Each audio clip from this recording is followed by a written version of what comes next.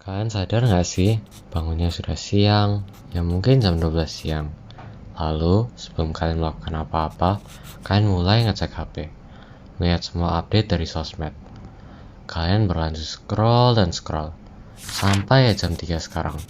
Sudah nggak makan pagi, sekarang telat makan siang. Ya, gimana ya? Lalu, kalian lanjut, siapin makanan, liatin HP terus. Baru saat makanan sudah siap, kan mulai menonton TV. Setelah makan siang, lanjut main game. Lanjut dan lanjut, sampai malam tiba. Tetapi, saat kalian mau berhenti, ada lagi yang mengajak. Ayo main. Dan kalian mulai termotivasi untuk bermain bersama, hingga larut malam. Kalian merasa sangat capek dan ngantuk. Namun dalam ruangan yang gelap, tangan pun terasa kurang puas dengan gamenya. Menang senang, kalah baru mulai mesok. Tanpa sadar, pada awalnya saat temannya kita mengucapkan kata-kata kasar, kita merasa heran dan tidak nyaman. Tak lama lagi, kalian bermain bersama mereka.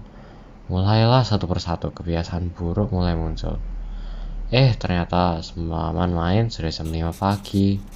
Ibu pun mengetuk pintu kamar dan menanya keadaan kalian.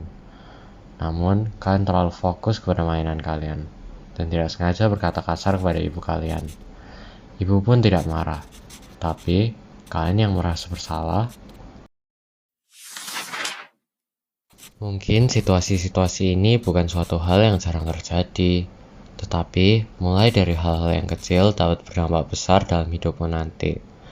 Sekarang, bayangkan jika dalam pagi itu, kalian memulai hari kalian dengan memprioritaskan tanggung jawab dan kesehatan kalian. Bukankah hal yang buruk untuk beristirahat dan memakai waktu kita untuk bersenang-senang? Tetapi, kita harus tetap dapat mengatur waktu dan memprioritaskan tanggung jawab kita masing-masing. Kalian mulai bekerja dan melakukan hal yang produktif.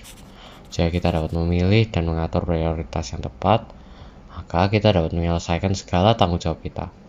Lihat, ada jauh lebih banyak hal yang dapat kita lakukan daripada bermain dan pada akhirnya merusak kesehatan sosial kita dan menjauhkan kita dari Kristus.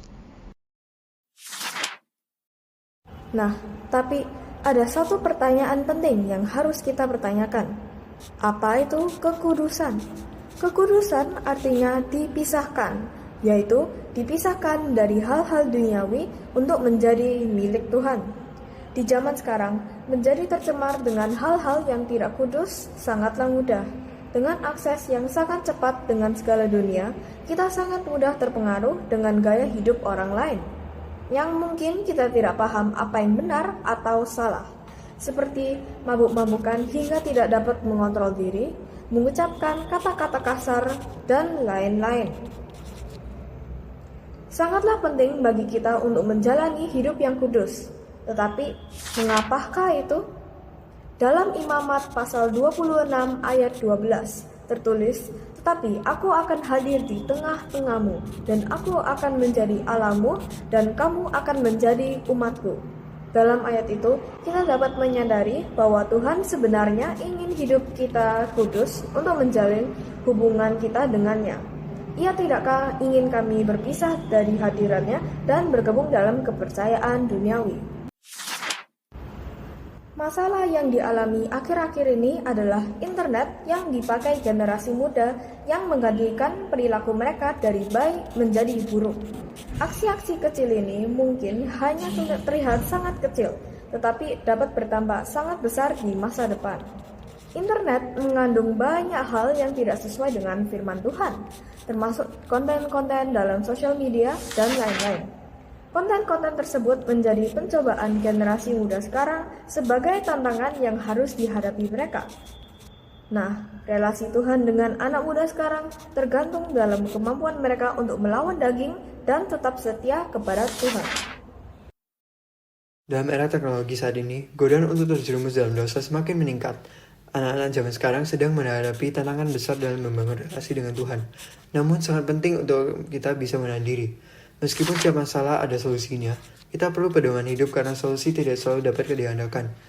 Ada ayat tertulis pada Ulangan 6 ayat 5 dan berbunyi, "Kasihilah Tuhan Allahmu dengan segenap hatimu, dengan segenap jiwamu, dan segenap kekuatanmu." Kita harus bisa mengatur prioritas kita secara disiplin, entah dengan reminder atau cara lain juga bisa. Juga jangan lupa untuk merenungkan firman Tuhan, sebab di kitab Yosua 1 ayat 8 berkata, "Janganlah engkau melupa memperkatakan kitab Taurat ini, tetapi renungkan itu siang dan malam, supaya engkau bertindak hati-hati sesuai dengan segala yang tertulis di dalamnya. Sebab dengan demikian, perjalananmu akan berhasil dan engkau akan beruntung." Meskipun kita lagi sibuk atau capek, tetaplah menyediakan sedikit waktu sendiri bersama Tuhan lewat renungan harian. Marilah kita tetap berpegang teguh dengan firman Tuhan dan menguasai diri agar tidak jatuh dalam godaan iblis.